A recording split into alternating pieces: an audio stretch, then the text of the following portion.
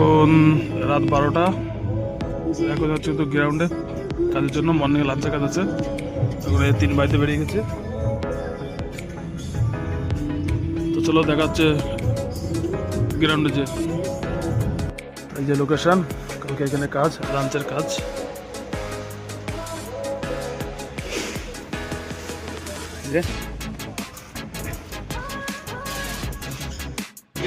আমাদের স্টুডেন্ট মাল, এখন কাজ শুরু করবো। চলো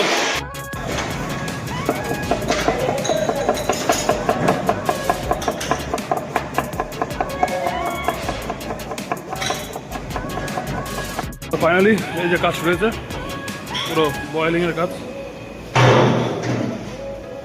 এই যে সস হবে, সকালে সস, স্যুপ, এখানে স্যুপ, এখানে পাস্তা বলবে। তো চলো দেখা হচ্ছে সকালে।